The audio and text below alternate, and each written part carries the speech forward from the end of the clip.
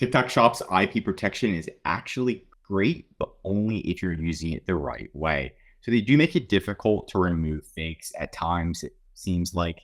But yes, you totally can remove people. You can see here's a fake product potentially getting removed.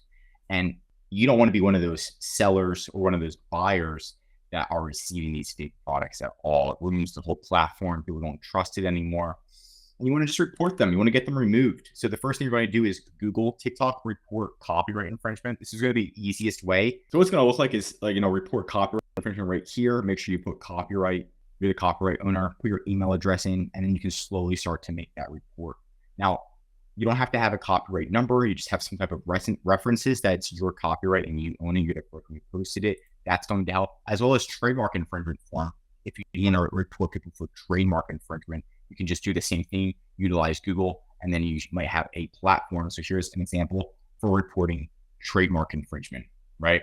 So go through here, go through the steps, and then report them there. This is going to be the quickest way to do it. Now, there is a different platform. So before February 3rd, 2026, they changed the way on where you're going to go to report infringements, right? So just keep that in mind. There's a lot of different policies on how TikTok handles infringement, right?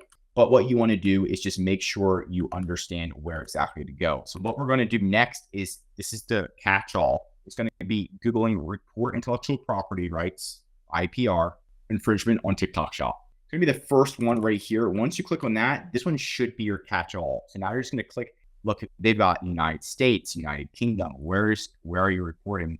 You're the owner. And then you're pretty much going to go through and just say, okay, what your full name is, your email address, phone number, physical address, report type, and then the IPR type. Is it trademark infringement, copyright infringement, design? Design is pretty much patent. Going through here, uploading the file, and then doing the statement, right? Now, a big thing about this that we've noticed 100% of the time, just about 90% increasing the test buy. So if you're actually doing a test buy before you do the report, this is huge.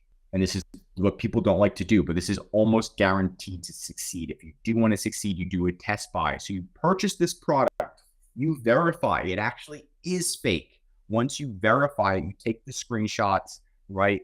And then you go to TikTok and then you do the big report. That's going to pretty much show TikTok that, wow, you actually purchased the item, which nobody does, and you waited for it to be delivered. And you have screenshots showing that it is fake. And maybe you can even, if you aren't the brand owner, you could technically email like Nike or something and say, hey, are these real? And if you can try to get a written response that, hey, these aren't real, that's going to help you big time as well. But yeah, a test buy, nobody wants to do it, but that's what's going to give you the most amount of success, because when you do this report, you can say, by the way, I also actually purchased this product. Here's proof. Here's the tracking number. Here's the TikTok, info, just to show that case that you are on top of this. You're serious about this. You can see got them right here.